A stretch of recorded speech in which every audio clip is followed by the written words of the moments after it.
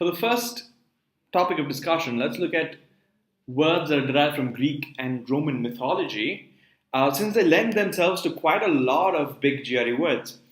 So the thing about Roman mythology is that it sort of superlays itself on other mythological stories, and also a lot of gods, although they parallel other Greek gods, are usually named after planets.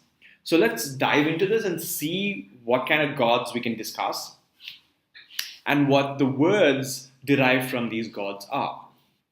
To start with is the planet Mars. Also, the god who is sort of the related god in Greek mythology is Ares, the god of war. And therefore, anything that's martial is related to war. Words like martial law, martial arts, martial code are all words related to war. The next planet is the planet Mercury. And here the word mercurial has more to do with the planet itself and its quality than the god who is Hermes, who is a messenger god. We will talk about him in the next few minutes. So Mercury as a planet is peculiar because its one day lasts for about a few hours. And the difference between day and night in temperature perspective is stark, is very, very stark. And in fact, the days are about 200 to 300 degrees Celsius, and the nights are around minus 200 to minus 300 degrees Celsius. That's a huge difference. And this difference happens over a period of a few minutes, in fact. That's quite a large and unpredictable change. When people are this way, when people are moody and unpredictable and volatile, you call them mercurial. And that's what the word means. Mercurial, to be unpredictable and volatile. Another planet of interest is the planet Pluto. If you remember, we've discussed this already under Cressy, or rule by, where Pluto is the god of the underworld and the god of death, as is Hades. And we discussed how plutocracy takes the meaning of wealth, ruled by the wealthy, whereas Platonic takes the meaning of hell. When something is hellish or everything's gone to hell, it's Platonic. The word Saturnalia comes from the planet Saturn. Now, Saturn was the god of time, as in Chronos from the Greek mythology. And Saturnalia actually is a festival that was celebrated in celebration of Saturn. And these festivals tended to be quite wild and quite immoral in what the activities were. Therefore, a Saturnalia, or when something is Saturnal, it ends up being a very wild or an immoral party, which is very hedonistic. And we'll talk about the word hedonistic as well in a bit. So Saturnal, to be very immoral or very indulgent party. The planet Jupiter is from the god Jove, or Zeus from the Greek mythology. So it is said that Jove, or Jupiter, was a very benevolent god. He created mankind in some mythologies, and he was very kind, again, in some mythologies. So therefore, to be like him, to be very cheerful, optimistic, and fun-loving, is to be jovial, jocular, or jocund.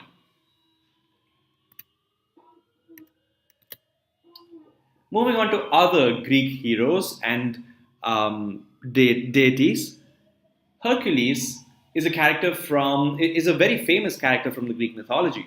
Hercules is a demigod, where he was born of Zeus. He was a half god, in fact, and he was well known for his various feats, or rather impossible feats that he completed. So when something is a Herculean task, or something is Herculean, it's something that seems almost impossible to be done by a normal human being. Something that's daunting, something that's onerous is Herculean.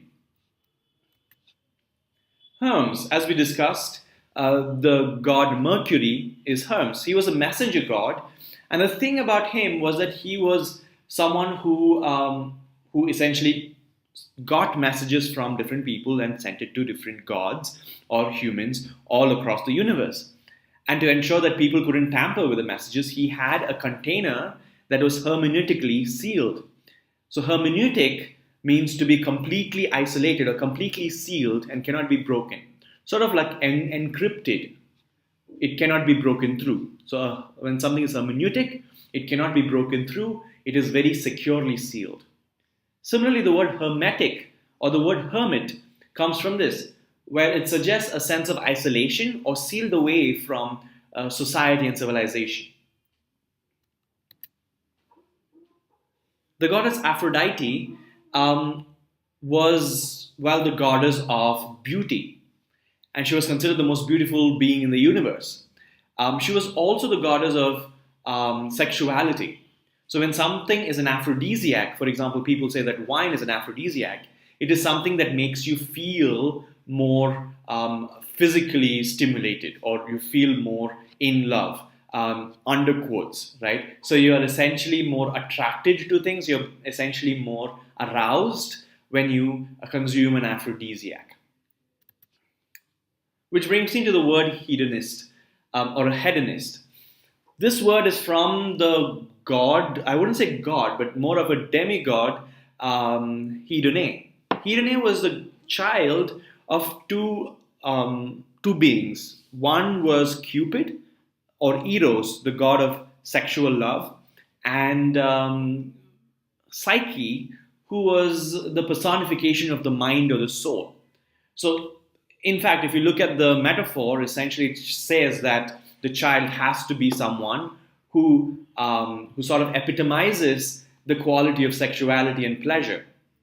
So someone who lives and prioritizes pleasing oneself or experiencing pleasure is a hedonist. So they would deprioritize everything else and everyone else and only be concerned about pleasing themselves. Again, I'm talking about pleasure and pleasure-seeking behavior over everything else.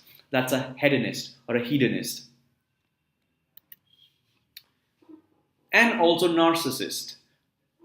So a narcissist or narcissism is from the character Narcissus. Narcissus was also one of Aphrodite's children, if I'm not wrong. He was the son of Aphrodite and Ares, or rather Mars, if I remember correctly. So Narcissus was, well, he encapsulated the quality of love, but essentially love for himself beyond everything else. So a narcissist is someone who overindulges in oneself, who is obsessed about oneself, and who loves himself or herself over everything else. It's a very negative word and shouldn't be confused with the word self-love or self-confidence or any of those positive words. Narcissism is an extremely negative word, and it's diagnosed, in fact, as a psychological disorder where someone thinks that they are the most perfect example of a human being in the world. And it's also related to being delusional about yourself. Narcissist. And finally, Thanatos, the god of death, or rather the bringer of death. If you've watched The Avengers, you probably know the character Thanos, which is loosely based on Thanatos. And as you saw in the movies, he brought about death to half of the people or half of the beings in the entire universe. Similarly, Thanatos is the bringer of death. Therefore, thanatophobia is the fear of death.